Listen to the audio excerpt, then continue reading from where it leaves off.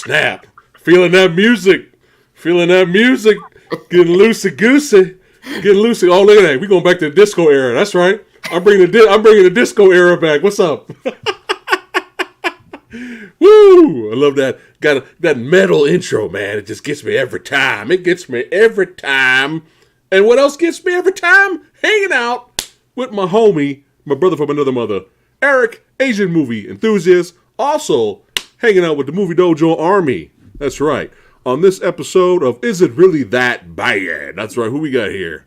Who is here today? Woo, already showing up. Look at all these badasses. Look at all these beautiful badasses here. All these samurais, all these ninjas. Phat, let's begin the hunt. Gilbert Berger saying, what's going on? Michael Gonzalez, the Briscoe. That's right. Jake Hall, what's cracking? Gene, Tino, what's going on, brother? That's right. The Man Hammer. That's right. Heather Brackett, what's up? Woo Bear. That's right. I love food. My favorite. And Briscoe or in Orlando. Badasses are here already. That's how we do it. The Army shows up to represent movies and the badassity that abounds. The Hunted, 1995. Let's go ahead and get into it a little bit here. Well, hold on one second. Let me go ahead and get the banner up here. Boom. Get this crack-a-lackin'. That's right. Thanks all you badasses for hanging out with me and Eric today on a Monday evening for me. Eric, yeah, super evening for you. Mm-hmm. But that's how Eric does it. He's up all night. Yeah. You know what I'm saying? Represent martial arts movies. That's right. So, Eric, before we get into it a little bit, we could talk a little bit while they're trickling in. How have you been, my brother? What you been up to? What's going on the channel, the Asian Movie Enthusiast channel? What has been released and uploaded recently? I've been doing a lot of the Godzilla movie reviews. Those are mostly done, but I'm going to do a few more videos after the new one comes out. Maybe order some of my favorites and stuff like that. So that's coming up. We're ramping up some cult movie reviews as well. You know what I mean? Some old school martial arts flicks. I'm going to be reviewing the Lady Terminator in the upcoming week. I need to see some those. Other stuff. Yeah, I heard about them. I'll probably watch your review first. Yeah. And then, because I gotta go watch your reviews, we gotta represent. But yeah, I heard the Lady Terminator movies are off the chain. I heard they're insane. I haven't seen Robo Vampire, like as its own, but I've seen the Riff Tracks version of it where they're cracking jokes during it. Oh my god! Have you seen the tin foil? They said, "Fuck it, we got tin foil. That's it. We're gonna put RoboCop in the tin foil." Oh my god. That movie is so all over the place. I thought it was a Godfrey Ho movie. I know. It is just bizarre. But entertaining, though. I was laughing the whole time. It goes cracking up. Were there sequels? Were there multiple Robo-Vampire movies? I don't know. I only know the first one, I think. But you never know. Maybe they've probably been released under different names all over the place. Probably you have to do some research on it. Yeah, well, you never know. Maybe it is kind of a Godfrey Ho thing. Maybe they did mix 5, 6 movies together and try to make one movie, I came across a Godfrey Ho movie, and I was just like, dude, it made me mad. Like, I've seen Ninja the Final Duel. I know you've seen that one. Ninja... Does it have a number ahead of it? Is it just Ninja the Final Duel? I think it's just Ninja the Final Duel, and that's the movie that has the ninja water spider team, and they're on gigantic rubber spiders in the water. Okay, I don't think I've seen that. Oh, you gotta see it. It's so crazy, but it's so bad it's good. Ninja the Final Duel. All right, I'll write that down. Yeah, there's a scene where you got a Kunoichi fights completely with revealing cinematography the whole fight. Yes. So, yeah, Ninja the Final Duel is insane. The Ninja Water Spider Team. Yes. Yeah. But I came across a Godfrey Ho movie, and it made me so mad because usually when he splices films together, it'll be at least action-packed mess. Mm-hmm. Yeah, gangster movies thrown in with a ninja movie or whatever, right? But this one Godfrey Ho movie, I don't remember the name of it, but it was literally like martial arts movie meets this like romantic drama, and it didn't fit at all. And every time you try to go to the romantic drama part, it's like you can totally tell it's two different movies. And the lead guy is just ridiculous. He's just like he could tell he doesn't know how to fight. He's not a fighter because it's not a fight movie. It's a romantic drama bullshit. It was so bad. It was so bad. But we're here to talk about good ninja movies today. And did this come out of nowhere for you, or you were always aware of The Hunted, 1995? When I was watching it just the other day, I think I saw parts of it back in the day because I remember some sscenes that came. I'm like, oh, I've seen this, but I don't think I've seen the whole film before. Right. So when you mentioned it a while back on your channel, I'm like, oh, I've been trying to track down some of Lambert's other films like Subway and Fortress and stuff like that I got to watch. So like, oh, this one's got Lambert. I'll watch it. You know what I mean? And it brought back a few memories of some of the parts I've seen. I like how you say his name. Lambert.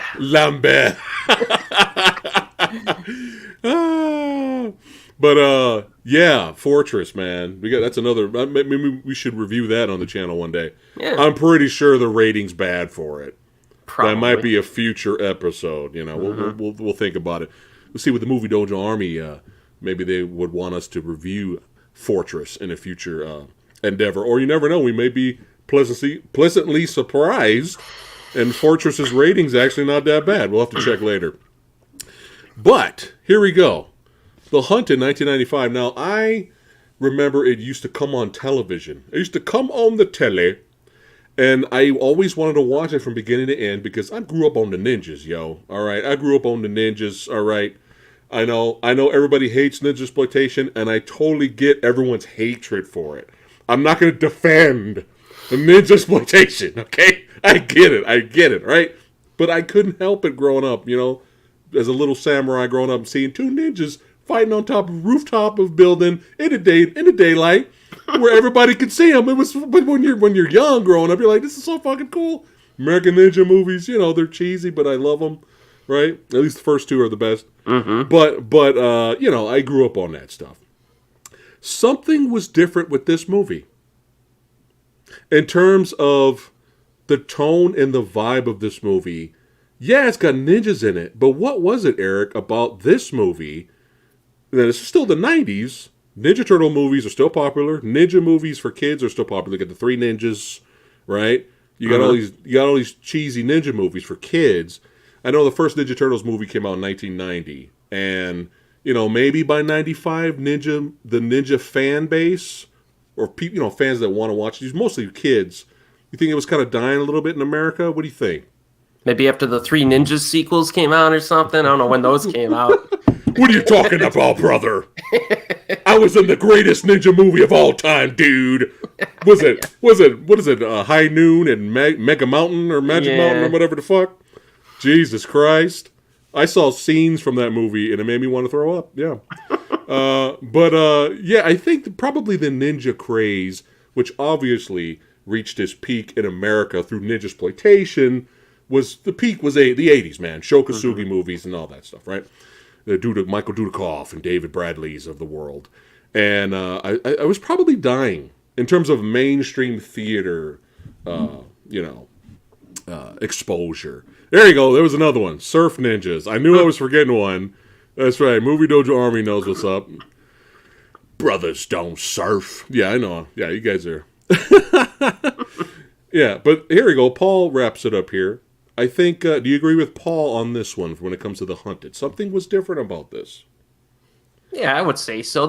I guess there's a certain prevalence of honor in the film, right? And we'll get into some of the specific scenes where you can tell these characters are they have a certain set of morals or standards or a certain specific way of they're doing things they take very seriously. Yeah, the code. Yeah. And that's what comes through in this. Yeah, and in the movie, too, like the tone of it kind of takes it as serious as it can get for, you know, American mainstream ninja movie, you know. And I think, we got to give it props. I mean, like I said, I enjoy the ninja exploitation movies as goofy fun, but it's nice to get the serious stuff, too. Now, don't get me wrong now. I know all the real shits in Japan.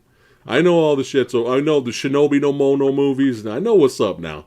You know, me and Eric, we know what's up. But for me, it's still fun to be goofy over here and have some fun with some ninja exploitation. But I didn't get the exploitation vibe. I think is the point I'm trying to make with this movie. So let's go ahead and get into it. Don't forget, if you are new here, chat.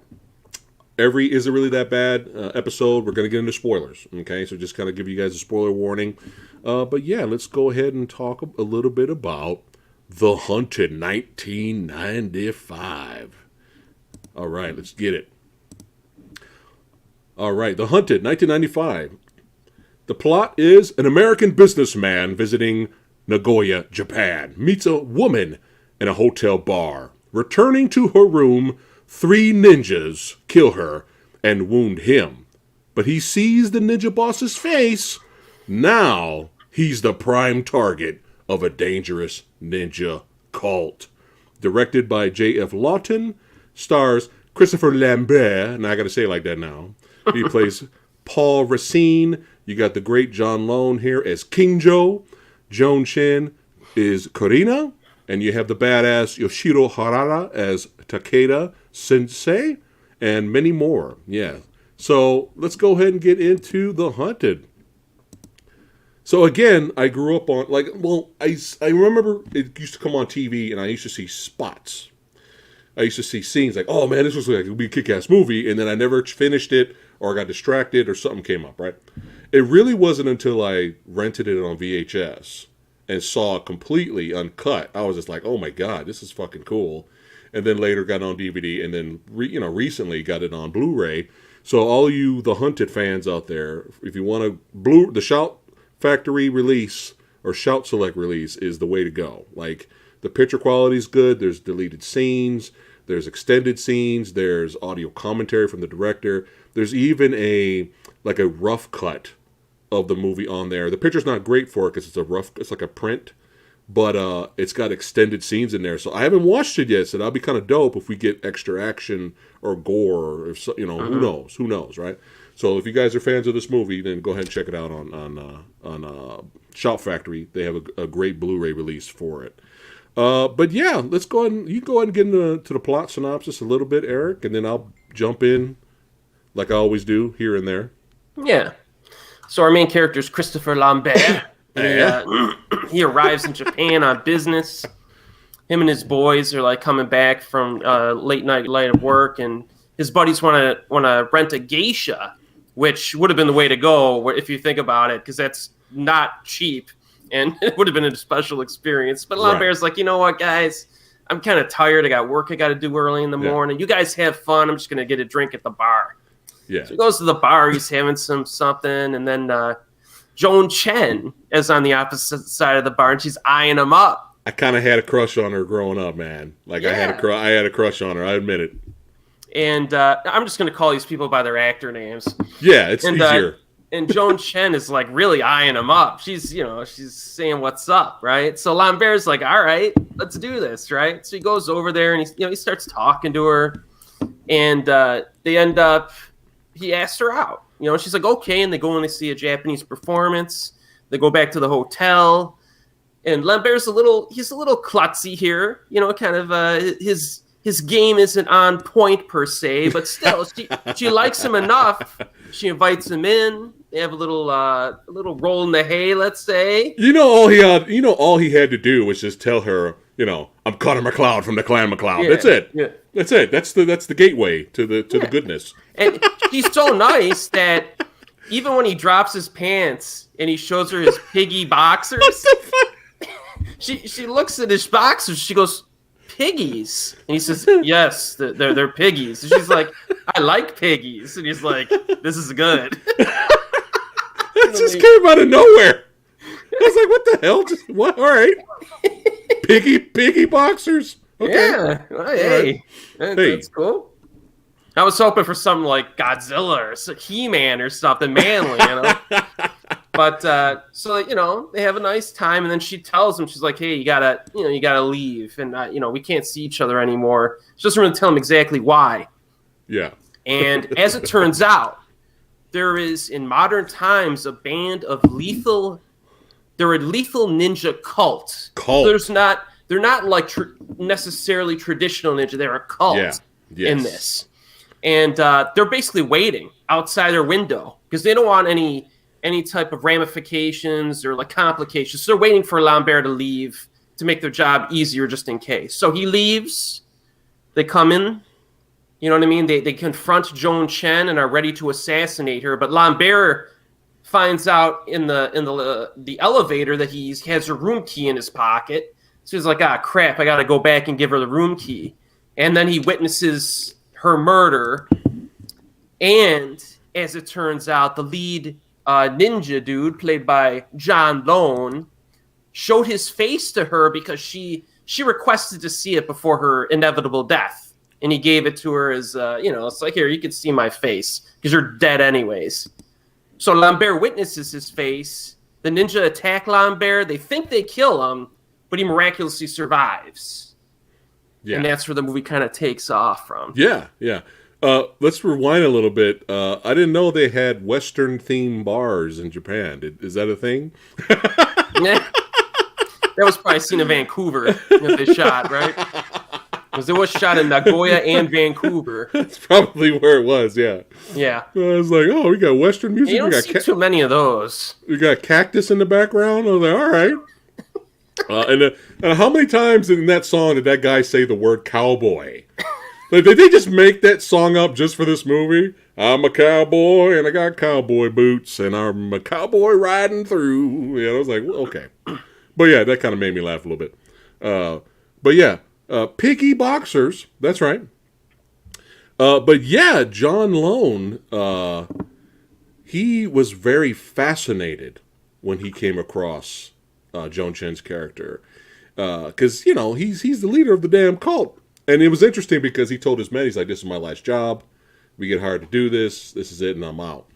And he sees her, and he's very surprised that she's not really showing fear. She's very feisty. And he asked her, she's like, well, let me see your face. And he was like, all right, I'm going to show you my face. And then she's like, and then he asked her, do you want to die, quickly or slow and painfully? And she said slow and painfully because she wants to remember how it feels to be alive. And then John Lone's face is like, dude, who wants to kill this bitch? Can I take you home with me? Yeah, we got a nice ninja outfit just for you. You can, like, who the hell? This chick is awesome. What the fuck? But yeah. So they kill her, and the next shot is basically Lambert waking up in the hospital, being visited by. Now, do you know the? I'm not familiar with the female actress. Do you know Harada? Are you familiar with her? Dude, that's a badass. He was in some classic Japanese films. He was in a movie called Nine Souls. He was in Nightmare Detective, Another Heaven, and he was Azumi's master. That's right. Azumi. That's where I kind of first saw him, and that's what I know him for. Right. I remember him from the Trail of Tears series, the Fearless Avenger, and I remember him in Ronin Guy, too. He was pretty badass in that as well. But he's a certified badass. He is just great in this. And him and his wife, basically, we have a dojo scene to show his character Takeda, basically kicking ass and taking names. Oh, the police captain was hilarious. Oh my God! Like the cops come up to him. Hey, we found this shuriken dipped in blood, and he's all like, "Shuriken, yeah, okay, whatever, yeah, sure. We ninjas, yeah, sure, whatever, yeah. Get out of here, get out of my face." Right? He was pretty funny, and then they give word to Takeda, from the Takeda clan.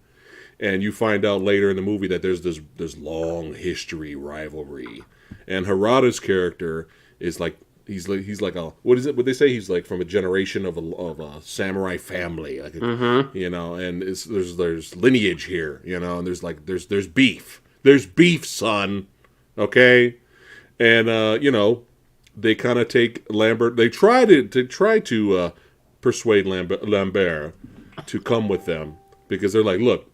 The ninjas they're going to come back for you, okay? They're not going to stop, all right? And then you could take over from there. Yeah, so at that point, and he's like, listen, I appreciate your help and everything. I'm just gonna do my business and then I'm going home. I'm done. Yeah. And they're like, all right, dude. And then and Harada's there. He's just listening. He's just listening. He's like, he tells the lady, he's like, this guy's done. Let's just leave. He's done. Yeah. He's already dead. He's already dead. Now, one thing, we get to the first set piece in the hospital. And the first thing you notice, and it's one of my favorite things about this movie, is that Lambert is just a normal freaking guy. This isn't Highlander in Japan. No. He's just a normal business. It could be me or you, anybody. It could be this dude. Yeah. So he doesn't have any special abilities or nothing. No. So at the hospital, the ninjas show up, and they have pretty good security. They had 6 or 7 cops. Oh yeah. Watching him just in case. Yeah. So you have this sequence where the ninja at night are going in disguise. And some of them are in disguise too. Yeah, janitors and stuff. And the first shot comes at the police commissioner, where he gets an arrow through the back of the neck. Remember, you got nothing to worry about. That was hilarious, dude. He's like, look, this is not ancient Japan, okay? There are no ninjas. Right in the back of the neck, and then he falls over. Scratch the itch. Yeah, scratch the itch. There you go. He falls over, and he gives the pistol to Lambert, and he's all like, I was wrong. And he hands him the pistol. And I forgot what Lambert said. He's like, really? He's like, yeah. It was funny, but yeah, go ahead. So yeah, Lambert's in this hotel room with a gun, and the ninjas start taking out the cops as they're working their way out. They're coming from different directions, right? Yeah. So Lambert's he's like, all right. It basically turns into, this is like a survival scene. Yeah. Dude's just got to survive and get out of here. That's it. So the ninja are coming through, and one of them gets into his room, and he has a nice little, I like the way the scene's structured, because he's behind the door with the gun, and he gets the shot off against the ninja, and the ninja would have killed him, but the door got in the way, and the blade jammed in the door. Yeah. So he got a little lucky there, but he survived. Yeah. Yeah. And then he gets out into the hallway, and the ninja are taking out these cops left and right. Yeah. With some pretty sweet kills. There's some good death scenes in this movie. You got the sniper ninja from across the building, waiting to get him through the window, which was fun with the arrow. But dude, the soundtrack is legit. Mm-hmm. Those taiko drums, man, by the group Kodo. But yeah, the soundtrack was really good. Could you imagine just ninjas, doing their thing and samurais fighting, and you got some horrible generic soundtrack just ruining everything? That would have been terrible. But the drums got you pumped in every fight. You're like, oh shit, they're about to throw it down here. But yeah, go ahead. Yeah, and Lambert, in all the chaos, Lambert is able to slip down the stairwell, and he basically slips out into the street and escapes, and the ninjas get pissed because they failed at taking him out. Did you laugh though when the ninja went up to the room, the other one, after Lambert got out, and he looks at the sniper ninja across the street, and he's all like, it's just funny seeing a ninja do that. Just, but yeah, he's still escaping now. Yeah. Yeah, go ahead, Eric. Oh yeah, and then this is the scene where he tries to reconnect with Harada's character. Right. So he needs to get from the hotel somewhere safe and contact him. So he's escaping, and one of the ninjas are following him, right? Yeah. And they're following him, and he ends up going into this pachinko parlor. and he's hurting. He's bleeding. From his previous wounds. And this little Japanese girl just kind of shows up, and she's like, she sees that he's injured and that he's in trouble, and she basically offers her assistance to him. This little girl. Yeah. So he goes into a phone booth and calls the cop, and the cop tells him in Japanese to tell her to get a cab. So the little girl basically saves his life, because she runs out to get the cab for him, while this ninja is in this pachinko parlor just scoping him out, waiting for the opportunity to take him out. Yeah. Well, he was on the phone with Harada's wife, right? Yeah, I think so. Right. Yeah. Letting her know he's going to try to get to the train station. Yeah. So he's like, I got to get out of here. But there's a ninja in this pachinko, so what do? I got to cause a distraction. So he pulls out his gun and he says, gambling causes impotence, and he starts shooting his gun. And all the Japanese people get pissed off and come and start rioting in this pachinko parlor, and he slips out. Oh my god! And then he escapes and gets in the car, and then he opens up the taxi cab, and the little girl's in there, and he's like, "What the hell?" Of course, he doesn't have time to think. He just gets in, and then they go, and then they take it to the train station, and then he gets out of the car, and then the girl wants to go with him. I'm like, what is happening? Is this somebody's daughter making a cameo? Like, what is this? Like, the little girl's like, I was waiting for her to say, "Are you my daddy?" Like, I was like, what? What is happening? But, she's a little sweetheart. And he's like, make sure you take her home and all that, Oh, I thought she was getting kidnapped at that point, but it didn't happen. It would have been a twist. She was a ninja too. She starts shanking him in the neck in the taxi cab. But yeah, now we go to let's see here. Oh man, a lot of fun stuff so far. Oh, you got Ninja Turtle movie fans. Your boy Tatsu's makes a cameo in here. He's in here, but he didn't get a fight scene. I was like, oh man. Did you notice? Can't have Tatsu in the Ninja Clan and he don't fight. But yeah, go ahead. Did you notice when Lambert was watching on TV in the hospital? Mm-hmm. A-Team and Shinobi no Mano, I think, right? Or was that a different one? I think it was Sleepy Eyes of Death. Oh, okay. Yeah. But yeah, A-Team in Japanese was hilarious. But yeah, he's watching some Sleepy Eyes of Death, which is another cool samurai series. If you guys haven't seen that, make sure you check that out. But yeah. So now he meets up with Harada and Harada's wife. And now, they're basically, it's still not really explained in detail yet why they're helping him. Even after the train sequence, which we're going to talk about right now, he asks in the boat, why are you guys helping me again? And, the wife, she's a sweetheart, Harada's wife, she's just like, well, there's this history, between, the Takata clan and the Makato ninja cult clan. And, we're just trying to protect you, But you find out a little bit later, which we'll get to, kind of was not expecting this at all. And the movie kind of turned dark. I was like, this is very unexpected, because it's been a long time since I've revisited this. I don't remember, I remember always rooting for Harada, and he's still a badass. His character is still a badass in this movie. But the third act, I was kind of like, dude, that's kind of fucked up a little bit, which we'll get to.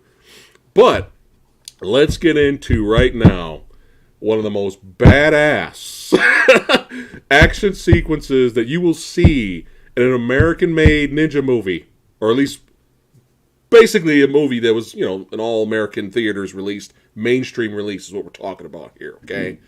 This is, very unexpected, and this is one of the things that people remember from this movie, is the ninja attack and action sequence on top of, inside the fucking moving train. Is, as my boy Eric always says, that shit is legit. Yo. So I will give you the floor, my friend. And of course I'll pop in like I always do. Because this is so badass. This is legitimately badass. Go ahead. I think another reason why I like watching these types of ninja movies is because you're taking ninja from the past and you're displacing them into modern times. Yeah. Which is kind of interesting. Ninja in modern day on a bullet train, like a real technological advanced device, right? Yeah. So they're transporting Lambert, and the ninjas show up. Now remember, these ninja are cultists. Yeah. It means that they are complete psychopaths. Yes. All right, so they're not like they do seem to have an internal little code between them, but when it comes to taking out people, they just take out anybody, and they basically say at the beginning of the sequence, let's just slaughter everyone and send a message, not to mess with us. Yeah, because John Lone's character's kind of humiliated a little bit, and I like the scene where he punks his own men that were with him. They're like, how could you're fucking ninjas? How could you fuck this up? Now, he's got a piece of my soul now. He's seen my face. I love how he just punks both of those dudes. That was great. Yeah, he says, "Okay, let's go. If you beat me, you take over." And he just, yeah. It's like, all right. But I love John Lone in this movie. I really do. Like, he's just, I don't know what it is, man. He's got that swag to him. There's something about him, man. Got like, a suaveness to him too. Yeah. But we got to kill. Lambert's got to go. Yeah, he's got to go. But go ahead, back to the train. And apparently everyone else on the train. So they make their way, dude. From the front of the train. They take out the operator and they set it to automatic. Chad, this is insane. This is insane. From the front of the train, car by car, these ninja just destroying everyone on the train. Yeah. Every single person on the train is getting slaughtered. Yeah, this is nuts. So Harada is taking, and the lady cop is taking Lambert towards the back of the train, right? But they know something's got to give. Like the ninja are just going to give, nobody's going to stop him. No. So Harada shows up. So he takes out his freaking sword, and he basically just like stops and is ready to go toe to toe with all of these ninja that are coming after him. After chasing the rest of the passengers, like that aren't dead yet. He's like, you guys need to get out of here. I like how he just tells them they need to get the fuck out of there, and they're like, huh? And then sword comes out. They're like, oh shit! And they just run. They run to the front, or the back. And he is like the man. I don't know, samurai pimp style. I mean, he's so cool. He's got the sword behind him. He's got his hand in one pocket, just looking dressed up in his CNR looking clothes and shit. Like he's just walking around like this. I was like, dude, this guy is fucking badass and amazing. But yeah, go ahead. Yeah, so he starts taking these dudes out. He's hitting and moving. Take some dudes out. Then he'll retreat, and then what he does to stall them while he sets up in the next car is he takes his sword, and I've never seen this in a movie. He drives the sword into the mat in front of the door and slices the mat, and it malfunctions. Yeah. The door, because the wires underneath the mat are like connecting it. So he malfunctions the door, so it takes him a while to get through the door to the next compartment, and then he sets up his attack, his next attack for him. And they're trying to do everything, and I love how he just nonchalantly fucks them up and then walks away, like he's not concerned. Like he kills one ninja, looks at him, and then just turns around and walks away. Then they're like, well, fuck this dude, man. We're getting punked. The ninja starts throwing stars at him. He turns around, boom, boom, boom, looks at him, turns around, walks away. I was like, dude, this dude is the shit. He is the shit. But yeah, go ahead. Yeah, and along the way, the lady has her bow and arrow on this bullet train, like taking these ninja out as well with her bow and arrow. His wife is dope. She's badass. And eventually they get to, I forgot the lady's name. It was John Lowe's like second in command lady. Kind of a crazy lady. Yeah, well, she was out there, yeah. And, nowadays it might be a little controversial for a dude just to slice a woman like in half or whatever, but he didn't care. No. She's an evil ninja. Yeah. This with daggers. Toe to toe, and he just annihilates her. Yeah. I like how she, when she got cut first, she, grabbed some of the blood with her lips and spit it in his face to distract him, but that didn't work. No. That didn't work. But then talk about what happened after he defeated her. Another scene everybody remember. So she decides, she's like, well, you know what? Maybe because she feels defeated, she doesn't want people to see her. Right. In a dead, defeated state. So she takes her sword and slices her own face off. Yeah. You don't see it. It's implied, though. But it's a scene that you're just like, holy fuck, that just came out of nowhere. But yeah, this cult, this Makato cult, they're fucking nuts, man. Like they're it's interesting, like you were saying, you got ninjas in modern day setting, but they're a fucking cult, man. Anything's possible. Cults, it's possible for any of this shit to happen. You know what I mean? So, that's what I meant by saying the code earlier on. It's not like a traditional ninja, right? They got their own way of thinking about things, about the world. You know what I mean? Which is kind of interesting and dark. It darkens the film. Oh yeah.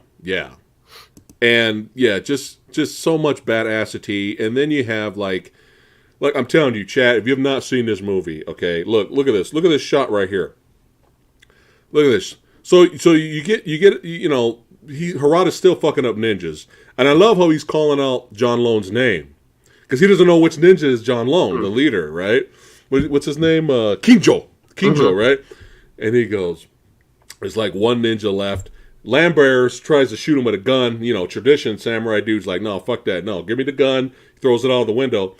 But Lambert shoots the gun earlier and it breaks the window, and now you got all this wind coming in because of the train going. So of course visually it's awesome and it looks pleasing because they're standing there with the wind blowing. Yeah. But look at this shot right here. Look at this. Yo, this movie is fucking badass. Look at this shot right here, man. This is just fucking yeah. This gonna scratch the ninja the action itch. Okay, you gonna be pleased with this one if you have not seen this movie. But yeah, it is fucking violent as fuck. I was loving every minute of it, man. Like it just we throwing down. We gonna throw down on the train. Name another movie right now, in modern day setting, where you got a badass samurai fighting ninjas. Yeah, I can't think of any. You're not gonna see it. You know what I mean? But yeah, just badass, a lot of fun. And it made me laugh hysterically when he fucks up that last dude. And then he calls Lambert's character over and he unmasks him. And he goes, "Is this Kinjo?" You know? And Lambert's like, "No." And he goes, "No?" And he starts unmasking all the ninjas. "Is this Kinjo? Is this Kinjo?" He's like, I would remember his face, man. The guy's trying to kill me. Another one of my favorite scenes is right at the end of the scene. When the cops are like, "Hey, your sword is evidence." Oh, yeah. He's like, "No, nobody's touching my sword." He's like, "What are you touching?" He's like, "No, we need it as evidence." Yeah. So he's like, "All right." So he takes his sword. Like that's why this movie's so good. Yeah. He sticks it down in the bottom of the train and he breaks his sword in half with his arm. Yeah. And then gives it to the cop. Great. It's great. He's like, "Yeah, you can have this shit now.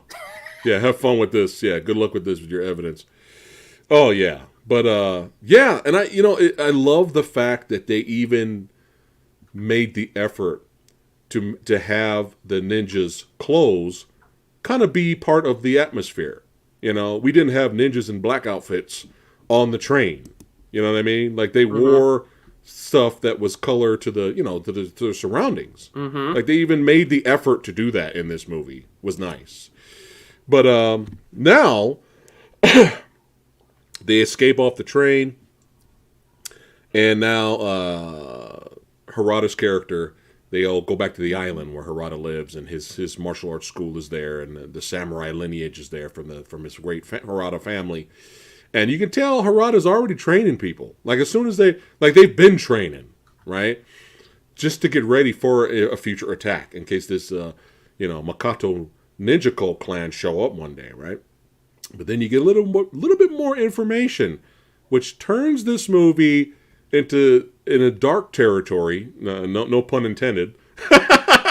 Under Siege 2, dark territory. The director of this movie actually wrote the script for that movie, and the first Under Siege too. But yeah. A fun fact: John Lone and Joan Chen were both in The Last Emperor, so it's kind of fun seeing them together in this movie. But yeah, now it's more of like, Lambert, just rest, relax, he kind of makes a friend with the swordsmith of the area. They kind of become buddies a little bit, little drinking buddies. I don't believe that sake tastes that bad. I've had low grade sake. It's never been spit out of my mouth bad. Yeah. Or maybe he was feeding him something else. Maybe some kind of homebrew sake that was kind of weak or something, like moonshine. Yeah. What was funny though was when he kept drinking it by the fourth drink, he's like, hey, not too bad. But yeah, the swordsmith, because Harada, he broke his sword, so he needs the swordsmith to make him a new one, and the swordsmith's doing that, but at the same time, he's kind of just for funsies, kind of teaching Lambert some attacks or at least some defensive maneuvers, and Lambert's still kind of injured. He's not fully back yet, so he's having him hold it like this, almost in a Zatoichi style attack, to kind of show him how to defend and stuff. They're just having fun together.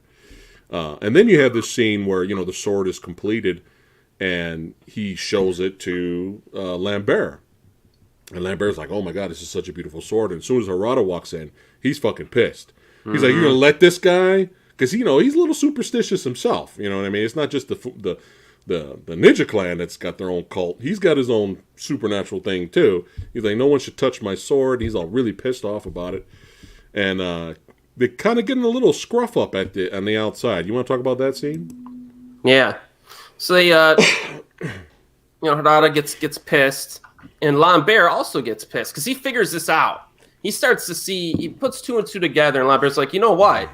He's like, you're not so great yourself, pal. Like, you're basically using me as bait for your longtime rivalry with this ninja cult that you've been preparing to fight. And now you got me, the guy that they want. And now and as it turns out, Lambert assumes that Harada told them they were going on the bullet train. So our protagonist cop is technically responsible for the deaths of like dozens of people. And this was like rewatching this because it's been a long time. And when I rewatched this, I was like, like this movie got dark. Because it's kind of you love Harada. He's such a badass, right? And you're like, dude, if this is true, he literally got all those innocent people murdered. It's kind of fucked up just to serve his vengeance. Yeah. Like, that's fucked up. Like, this movie went, whoa, went off the rails, but in a good way, and it was just like, but he did figure it out. Yeah. He did figure it out. And of course, Lambert's like, fuck you, I'm out. I'm leaving. I'll deal with John Lone back in New York City where he'll be on my turf, and we'll see how he does, you know what I'm saying? Right? Talking shit. Of course, that doesn't work. Harada's not going to let him leave, And they kind of just wrap him up, and he gets a good punch on Harada, though. He gets a good punch on him, which was cool. Even a few good little basic defense maneuvers with his sword. Yeah. Yeah, they kind of set it up. What he learned from the old man, the swordsmith, is kind of working a little bit, But, they kind of... even Harada's wife was a little surprised that that's what he was doing. But then, that's her man. She's not going to abandon her man, you know what I mean? She's going to follow her man's play. But they kind of wrap up and... No, not wrap up, but they kind of put Lambert in a room and lock the door. He can't get out. They kind of keep him there as bait. And then Harada basically... It's confirmed. Harada's like, let Keen... Was it Kinjo? Kinjo. He's like, let Kinjo know. Send the message. He can come here by himself and we can finish this. And I was like, dude, this is kind of fucked up. And another thing that was interesting was, in a way, Lambert was kind of right. He's like, look at all these fucking kids, man. They're not ready for a fucking war. They're going to get fucking slaughtered. And what happens later? Fucking Ninja Clan shows up. I don't even think his students got a hit. I don't even think they got a hit. I think they all just got fucking massacred. Like, so he's kind of... So this very interesting turn this movie takes. I was not expecting this at all. But, for me, the train action fight sequence is my favorite fight sequence of the film. However, the finale does not disappoint either. The finale's got some good shit in there as well. All right, let me make sure I'm not ignoring the Movie Dojo army here. We got Ninja Assassin fans. It's the Highlander. Have you ever seen this movie, Eric? This might be on my Retro Wednesday list. The new series I'm going to start for the channel. Movies they've been out for a long time and I haven't seen them. But yeah, I heard John Lone is really good in this. But yeah, back to John Lone. I'm really becoming fascinated with him as an actor. If you guys have not watched the episode, it's hilarious. It's a lot of fun. But check out our episode of Is It Really That Bad? The Shadow. But John Lone is like great in that movie too as a villain, where he's just like suave, like Eric said, but yet over the top at the same time. And this one, he's like the most suavest, coolest ninja in this. Like the way he just holds his sword, the way he just kind of leans to the side right here. He's like, don't fuck with me. You know what I'm saying?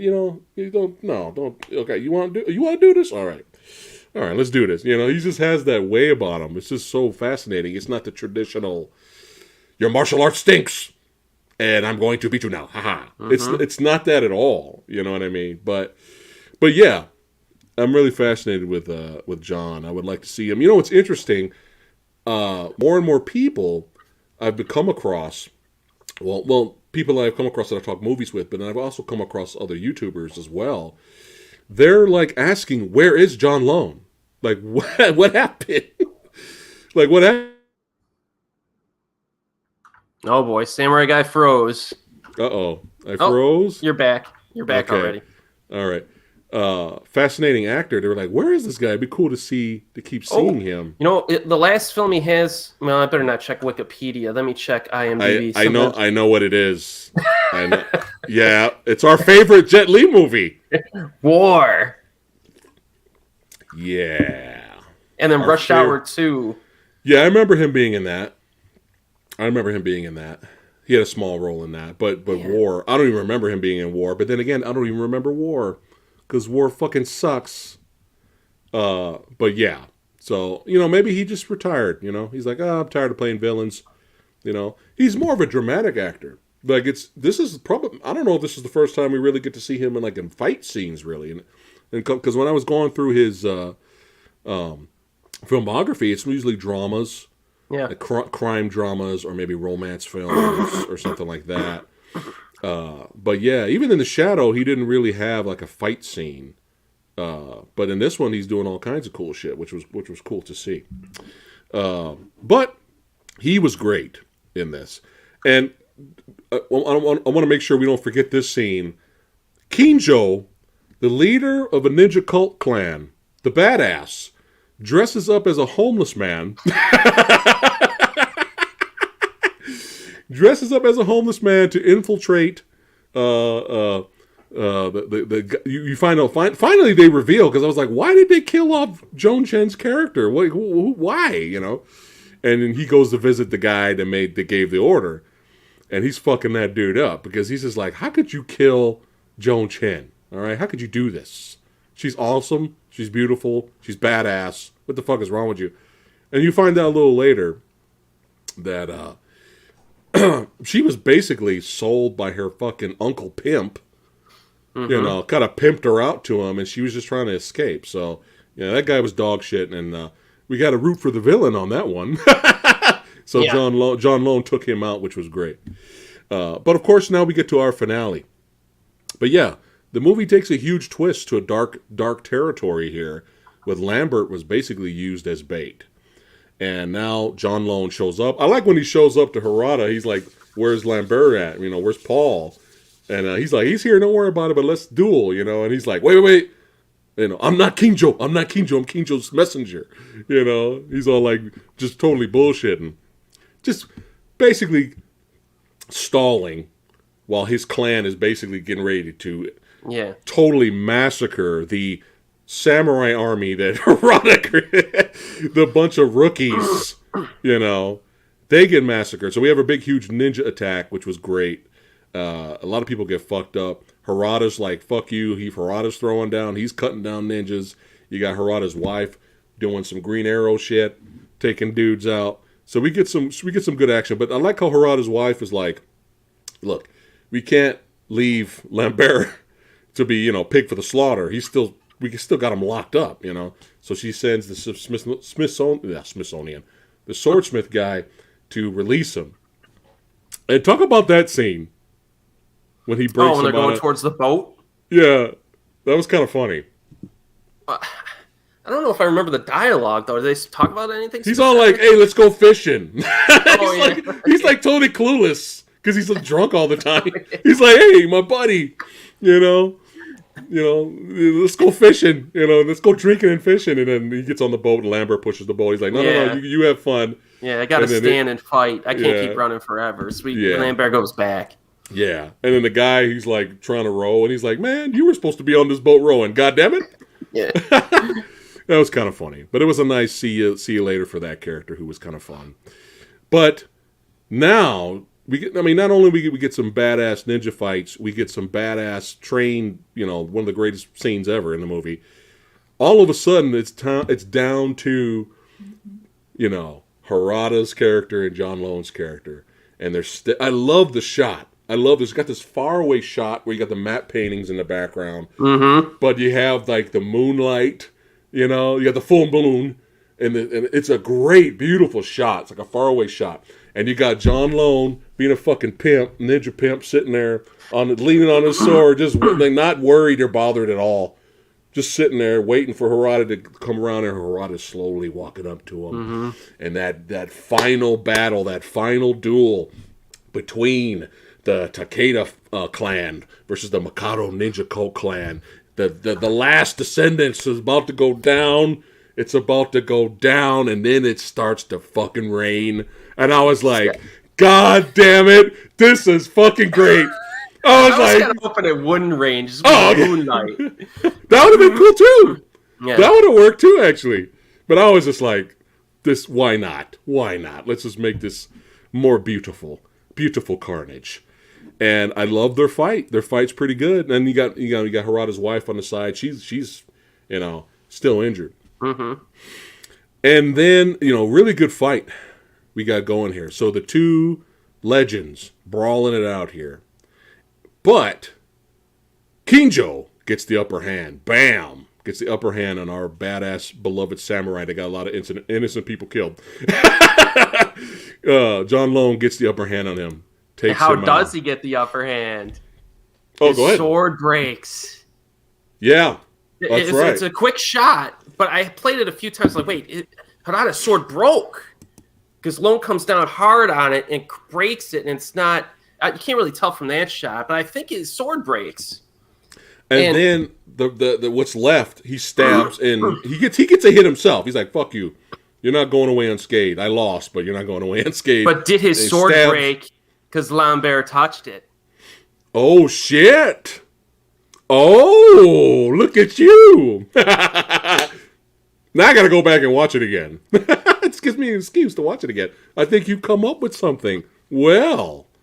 That would be interesting. Just desserts for all the evil things that Harada did. That's my thought. I like it. I think we should go with that. But he's such a badass. He's like, I'm gonna still get you in the leg. God damn it! He stabs John Lone in the leg, and then something ridiculously badass happens.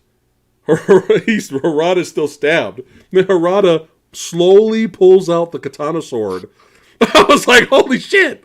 He slowly pulls it out of his body. He tries to swing. He tries to fight, but he was pretty much dead. But him pulling it out, I was like, holy fuck. This fight's still going to keep going? And then it comes to my part of the notes here where I write down, John Lone is God. John Lone is God now. Okay? He is just so badass. He is so badass in this movie that even with a damaged leg, Harada's wife tries to take him out with an arrow. He catches that son of a bitch. He's like, really? Boom. Throws it away. Slowly, limps towards Harada's wife, tries to kill her, and then boom! McLeod shows up. That's right. McLeod shows up with his reverse style that he learned from the old man and blocks his sword. And I love this fight because it's kind of realistic, man. Even though John Lone's God status, it's still realistic because it's, I think it would have kind of bothered me if the 5-minute lesson that Lambert got from the swordsmith, all of a sudden he was fucking McLeod. Like he was just this badass swordsman that came completely out of nowhere and totally, decimates Lone's character. I think like Iron Eagle. It would have been Iron Eagle all over again. Hey, you won that versus battle, man. You don't have to rub it in, man. Are you rubbing it in because you lost the last couple episodes? Huh? Oh, we all win. It's fun. But yeah. I think that would have been a little bit too much. But, it was realistic because he stabs him in the arm first. Cheap shot, really. Yeah. Can you blame the guy? Right? No. And then, so you got John Lone, his leg is fucked up. His arm is fucked up. So he's like the one-legged, one-armed swordsman now. Now it's even. Now Lambert has. Now he's got a chance. He's got a chance. Now. And what did Lambert say when he switched John Lone switches arms. Oh, Sword fight. his offhand. Right. And then Lambert says something like, "Oh, he switches. I have a shot. I have a chance." And then they're underneath what is that? Like a barrier or some kind of what do you call that? Like an awning or something like that. Yeah, yeah. And Lambert slices through it, and it falls completely on John Lone. But this John Lone is God, motherfucker. John Lone has reached God mode, right? Comes up out of nowhere, all bloodied, still. One arm, one leg, building fell on, the awning fell on him, and he's still fucking up Lambert. He's still beating his ass. Like, this is great. This is so fucking entertaining. I was like, dude, this is great. Fucks him up. Yeah. But, you still got to please the Highlander fans out there. You know what my favorite part of that fight was? Lambert saying, fuck it, and he grabs a big-ass rock and starts pounding John Lone's face. Like, what, motherfucker? We taking this to New York City. Yeah. Fuck your ninjutsu. Yeah, just bashes his head with the rock, which was great. But, you got to please the Highlander fans, and you get the final blow. And, again, John Lone still in God mode, still coming at him like he's a Terminator. And then Harada's wife throws the sword to Lambert. And then we got to get our there can only be one shot. Catches it. There can only be one. Blah! And then right after that you heard, here we are. Born to be kings. We're the princes of the universe. Yeah. That music played, and he carries Mako. I think her name was Mako. Mako? It was Mako. Yeah, he carries her off to kind of get her patched up. But yeah, just really over. Just really entertaining movie, man. For a modern day ninja movie that was released in American theaters in 1995, you can't get any better or more badass than this. And a buddy of mine, his name's Franklin, mentioned that in his opinion, this was the last great American ninja movie. Like, in terms of, because after that, what happened, right? Even though, we already talked about our thoughts on Ninja Assassin. I totally get your thoughts. I totally get your issues with the movie. But from there, what did we have? We went straight back to the 80s. We went straight back to Ninja Exploitation with Ninja Assassin, right? Some people were okay with it and liked it, and some people hated it, right?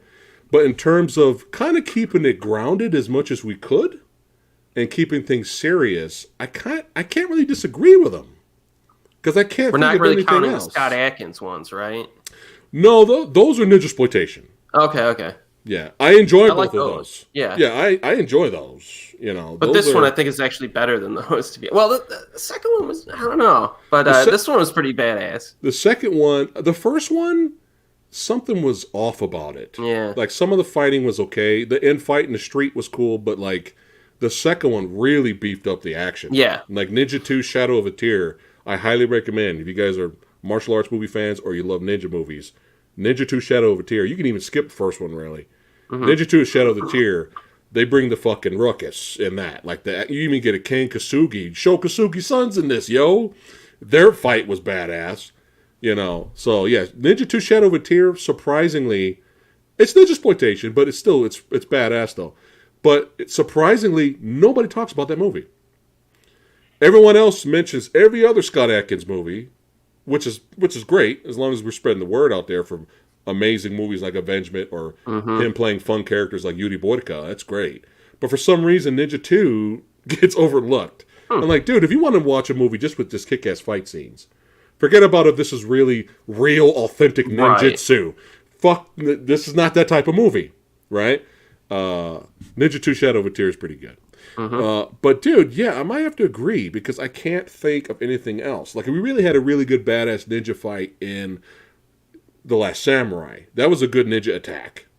No, but it wasn't a ninja movie though. No, that's one movie that could have done it, and they didn't do it. Which one? The Wolverine.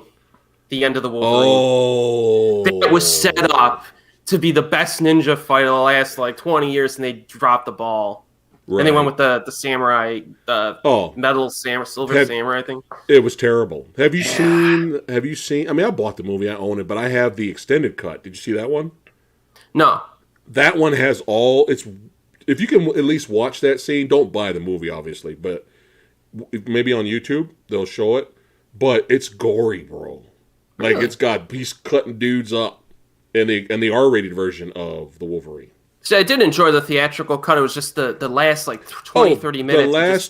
The last 25 minutes. The rest of the movie was good. Yeah. But, yeah. You get Henry Sonata up in there, you know. The rest of the soundtrack was good in the Wolverine. But like it was, you could totally tell it was a lot of story. There's a lot of character development. There wasn't a lot of action. So you can totally tell the studio panicked. And we're like, all right, we got to put something and make it comic book movie. Yeah. It's too much. We got drama, romance. There's too much character development. The audience is going to panic. They're going to hate this, right? Which is not the case. So let's throw in the fucking super RoboCop Silver Samurai bullshit with him drilling in the... Oh, my God. That's 25 minutes.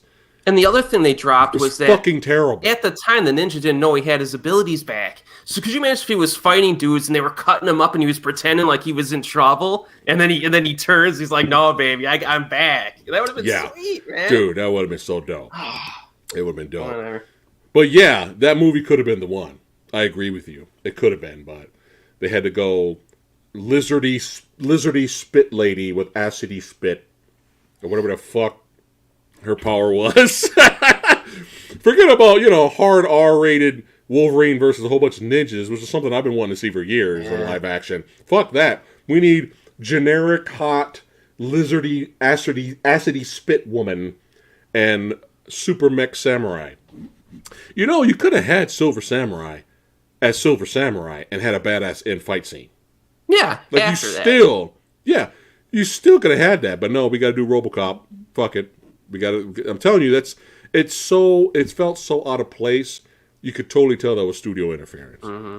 So, but back to a better movie, The Hunted, all in its peaky boxer's glory. Back to The Hunted. So, yeah, man. I mean, I don't know. I think the ninja mainstream audience, the audience that likes these movies that weren't children. Obviously, this wasn't for kids, which is fucking cool. But I think the popularity kind of started to die down around that time for the genre. I don't think anybody rushed to the theaters to see ninja movies. Now, if this was a kids' movie, this probably would have made a lot of money. Yeah, the budget on this one was $25 million, and it made less than $7 million at the U.S. box office, it says. Oh, my God. That's terrible. And this is a low, if you think about it, $25 million is nothing. That's ridiculously low budget for Hollywood mainstream flick. Damn, that sucks. What do you think? Despite interest in ninja films dying, do you think maybe not having Christopher Lambert as a martial arts badass lead, I think that hurt the movie too? What do you think? That was my theory coming into tonight. Because even when I saw it, like I remember when I saw a few of the scenes back in the day, even I was thrown off. I'm like, when's Lambert going to do something? Right. But today I was last time I saw it, I was just rolling with it with whatever it was giving me. So I think that was probably a stumbling block back then. Because he was still popular. Yeah. I mean, 1995, wasn't that when Mortal Kombat came out? I know it was around that time. So he was still marketable. He was still popular. But that's unfortunate. And plus, the critics hated it too. So if the critics in the newspapers gave it bad ratings, people probably shied away as well. Yeah. Which is because this says 8% on Rotten Tomatoes, right? That's fucking insane. That's insane. I mean, are there better martial arts movies out there? Sure. Excuse me. Are there better ninja movies out there? Sure. But I think what the director wrote and tried to make with this, it feels, I'm sure you could be nitpicky and destroy things here and there, but it feels like an authentic experience. It feels like he tried to ground it and make it serious as much as he could. and the action scenes are legit. The action scenes are filmed well too. Yeah. The action. I mean, you could see the fucking action. You could see what's going on. And it's violent, and the ninjas aren't fucking around, and it's badass, and it's sad that I actually like the fact that Lambert was a regular dude, to be honest. Yeah. I actually like that. It's very different. It's something you don't see a lot. I like that. And it's weird because when you market somebody a certain way for so long,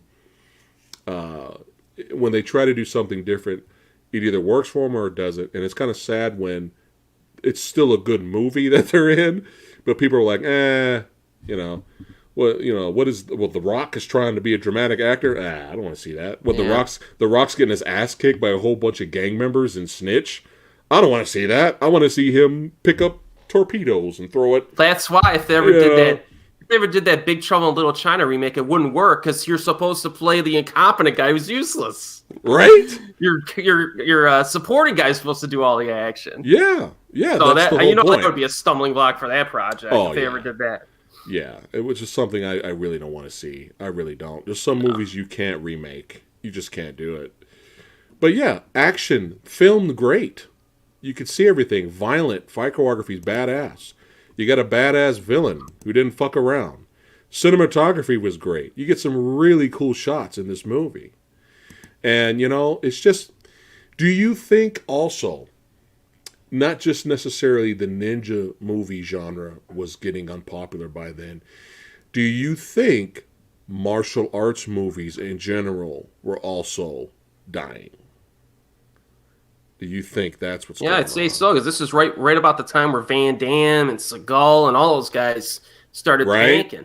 They all started tanking. I'm thinking that's probably what it is, too. That could play a part in it. We're talking mainstream releases, guys. We're not talking straight-to-video stuff. There's probably a lot of badass straight-to-video movies. But we're talking about mainstream Hollywood, go to all the theaters releases. At some point, martial arts movies that are basically based just on martial arts. That genre kind of really hasn't come back, really. No. Straight to video movies, yeah, or not in mainstream release movies. We get a lot of good shit now. But in terms of over here in America is what we're talking about right now. We're not talking about other countries. Now it's a mixture of everything. You got to have it's action now. You got to have shooting in it. You got to have stunts. Then you can throw in your fight scenes. But we don't really have movies strictly based on martial arts. And that's the movie that gets released mainstream everywhere at all theaters. That we haven't seen that in years. Well, even in Japan, I ask some dudes when I'm in Japan, and I ask a few guys on YouTube, I'm like, why am I not seeing movies like The Street Fighter nowadays? But you can't just make like a lower budget, like cop using karate against bad guys in the urban area. Like I never see movies like that released in Japan. Yeah. Even in Japan, weird. Yeah, and you've been over there several times. You've been visiting the motherland over there. So you would know. You would definitely know. They just must not make money or something. That must be the thing. And there was a time in Hong Kong, man, like early 2000s, it was literally nothing but CGI and wires forever. Like I couldn't. I even like a few of those movies though. But yeah, you're right. We all have our guilty pleasures, right? But dude, Zoo Warriors. Oh, that was horrible. Yeah, I was like, what is this garbage? There was a scene. Wasn't there a scene in Zoo Warriors? We're talking about the one from the 80s. We're talking about the 2000s one. Wasn't there a scene in Zoo Warriors where Ekin Chang was just standing there, and there was another guy just standing there, and they just stood there like this, looking at each other, while the special effects was doing the fighting around them.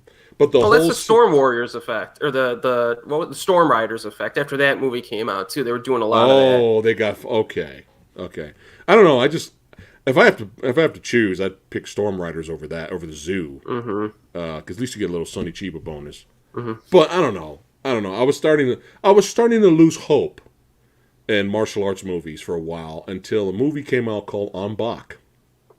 Kind of changed things and woke everybody up. And then we get our Killzone, and then we get our raid movies, and then, things are looking good now. So, props to people that are representing the genre, working hard. busting their asses and making badass entertainment for us fans to enjoy now. So all you filmmakers out there. But yeah, overall, man, 8%, like, it's insane. That's like, 1 out of 12. That means if 12 people watch this movie, only 1 out of 12 of them are going to like it. That's ridiculous, dude. Just for fun, what is Super Mario Brothers at? Rotten Tomatoes. No. Let's keep it in the same theme.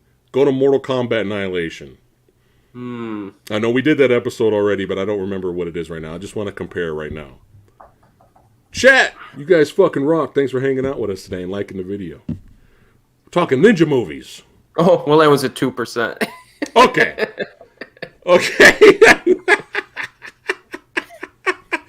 Still, they're saying that this movie is 6% more up higher than Mortal Kombat Annihilation. That's not that far from each other. That's really not.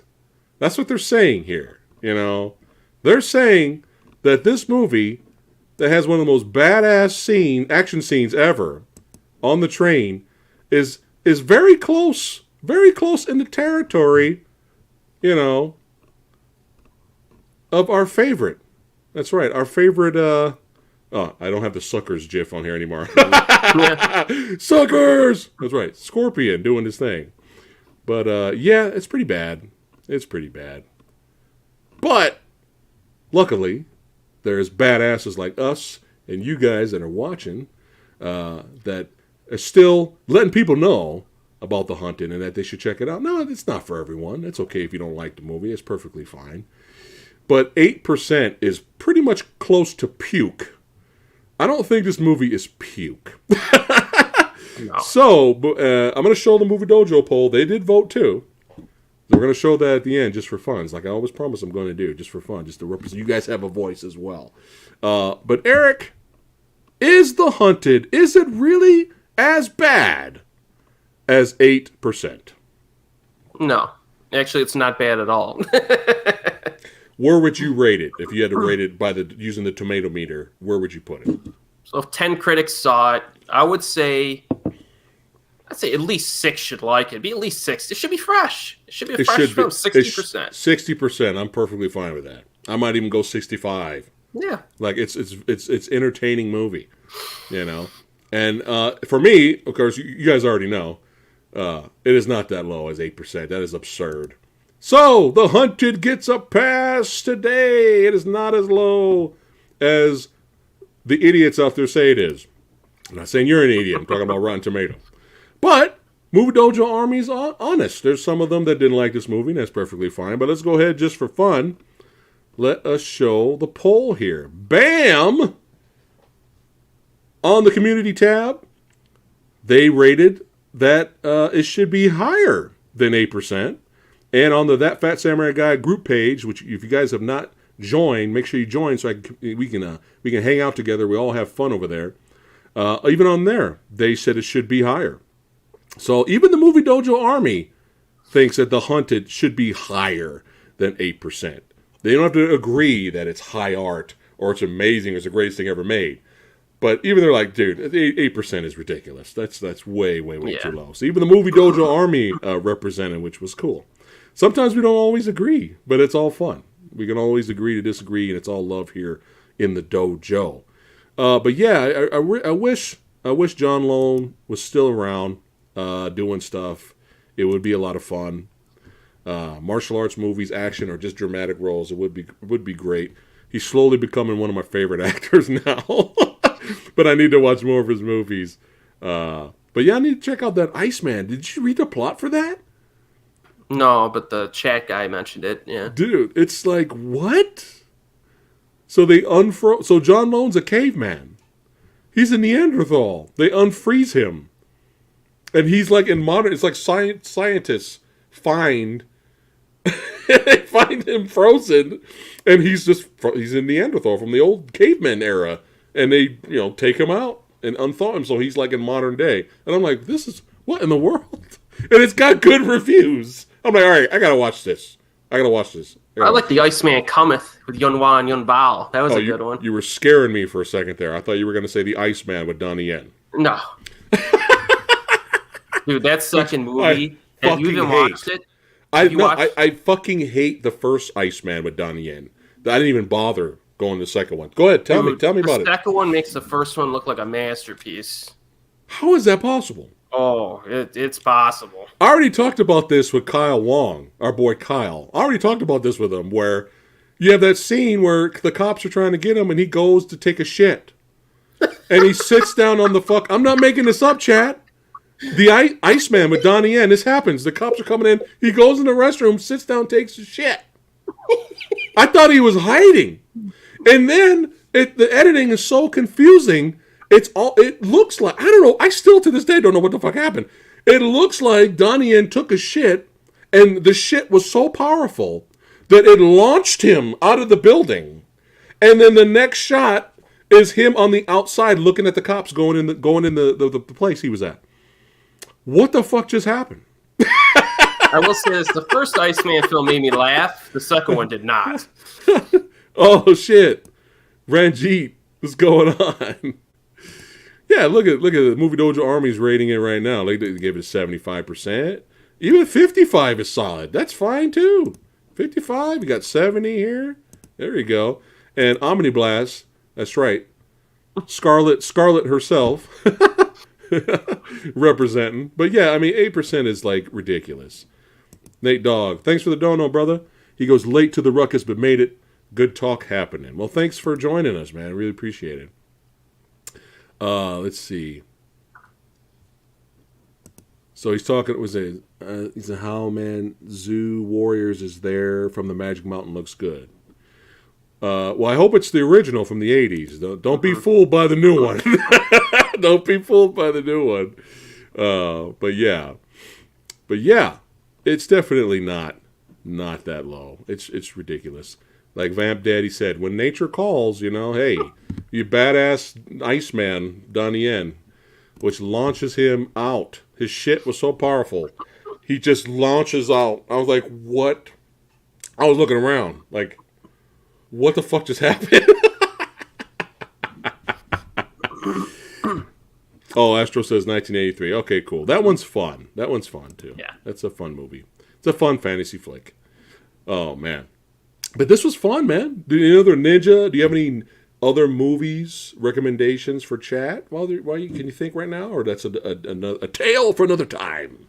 I do like Azumi a lot. I do like that one quite a bit. Yeah, that was fun. Her killing like 1,000 dudes at the end. Yeah. Something was off with Azumi too. Yeah. I think. Well, the big thing for me was the ending, where it like cuts off. Okay, it cuts maybe pretty that's short. Okay. But I still do like that one. Okay. Have you seen Red Shadow? Yeah, with Kumiko Aso. That's a ninja comedy, isn't it? It's kind of a comedy, right? Yeah. Yeah. Yeah, I watch it for just stare at Kumiko Aso the whole time. Really. 5 stars. Yeah. Cinematography phenomenal in that movie. I haven't seen that one in a long time. Now I feel like rewatching it. I know, right? Yeah. Well, good ninja movies like this will get you in the mood to go back and watch the classics, or at least the fun ones. I love samurai fiction, man. Mm-hmm. That one's neat. Samurai fiction is so good. Chat, have you guys seen that? It's almost like it's a filmed in black and white. It's like an homage to the old classic Chambara movies. But it's funny. It's got funny moments in there, too. But you gotta love that. I think one of my favorite characters is the old ninja guy. The old ninja, where he's so old that he's like he gets worse and worse throughout the movie of him showing up to take messages and shit. Like he just falls out of the ceiling. But first he shows up and he does his ninja pose, and then he's like trying to get his balance and he comes back, and then later he just ends up falling out of the ceiling. Oh man. Kage no Gundam here. Now I wish. Oh, you know what was dope? A Shadow Hunters? Eric, is it Shadow Hunters? Shadow Hunters. I think it might be Shadow Hunters. Chat, there's a 2-movie series out there. It's pretty badass. 2 movies. And it's basically samurai ronin, like they're mercenaries, hunt ninjas. Do you need anything else? Like, that's their job. is they hunt ninjas. And it's been years since I watched the two movies, but I remember them being fucking badass. But that's the fucking plot.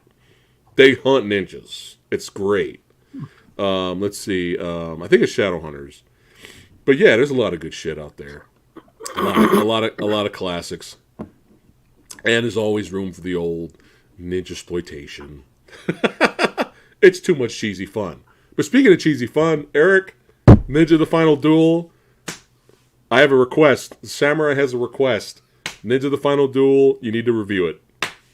Ninja the Final, all right. You need Ninja Water Spider Team. That's it. That's all you need to sell you gigantic rubber spiders in the water rolled by ninjas. That's it. Sold. Yes. And everybody in the Movie Dojo Army will come over there and watch your review. But yeah, I guess was there anything else? We can wrap it up for today. Anything else we got going? I don't think so. All right. Cheers again, chat, for hanging out with us and talking movies and talking ninja movies today, which was a lot of fun. Definitely check out The Hunted if you have not seen it. It's a lot of fun. But don't forget, this Thursday, son, it's the big day. It's the big day. If you guys have not seen last week's Versus episode, it's entertaining. It's great. It's probably every Versus episode every week is getting better. It's getting better. And it's getting a lot more entertaining. But we did Fist of Fury versus Fist of Legend last week, and it was a lot of fun. Both movies are great. But there can only be one winner. That's right. Jedi Bruce Lee could not be defeated. But still, if you haven't seen that episode, make sure you guys check it out. But this week, son, woo! Hard Boiled. Considered one of the greatest action films of all time. Of all time. Over the top. John Woo in his prime. Badassity abounds. Chow Yun-Fat on point. What's his name in there? The guy that's with him? Tony Leung. Tony Leung. Yeah, Anthony Wong's the bad guy. Yeah, man. I love me some Anthony Wong. Cast. Yeah, I love me some Anthony Wong. Yeah, he's one of my favorite. But Hard Boiled, son, which cranks the action up to 11. Versus, we got a little bit of that old school versus a little bit of that new school. John Wick Chapter 2. Yes, that's this Thursday. Do not miss it. 6 p.m. Pacific time. Make sure you guys are there. Rick Myers is returning. And this might possibly be the biggest panel we've ever had. This Thursday. Because you got Rob from Entertainment Talk Nation's going to be there. Sam Kinch is coming back from Brickwall Pictures. This is going to be the biggest panel we've had, I think, on the show, which is awesome. It's going to be a lot of fun to talk about it. And our boy Rick, that's right, Kung Fu Santa, will return to hang out with us this Thursday. So make sure you don't miss that. I'll be doing, trailer reaction and reviews and, other fun stuff will always be uploaded every day here on the channel. And I'm thinking about doing a live Q&A either Wednesday night or Friday night. We'll see. I'll keep you guys posted and hang out with the old samurai. But thanks again for watching. Don't forget to like, share, and subscribe. That's right. Join the Movie Dojo Army. Keep growing strong. Make sure you head over to that Phat Samurai Guy group page. Become a member so I can talk to you. We can hang out. All right? Eric's there. Everybody hangs out. Everybody's been having a blast talking movies and hanging out over there. Go over there and join. All right? It's free. All right? And also don't forget to check out the merch store. That helps support the channel as well. Get your Phat Samurai Guy mugs. Get this mug on a mug. And have fun with that as well. We got a lot of good stuff. Help support the channel. We're growing. Movie Dojo Army is growing. As of right now, things might change, but Wednesday at 3 p.m. Pacific time, unless something comes up and changes, meet me on Mr. Tony of the Dead's channel for a post-apocalyptic Wednesdays, and we're doing Blood of Heroes with Rutger Hauer and Joan Chen. Yeah. I did not pick this one because Joan Chen was in it. All right. Honestly, somebody else, is it getting hot in here? Somebody else picked it. It wasn't me. But yeah, if we're still doing that, which we are as of right now, head over there and we have fun talking about movies on Mr. Tony of the Dead's channel as well. All right, guys, we're going to go ahead and wrap it up. Another fun Monday night. We see you badasses next time. Take care, guys. Ninja.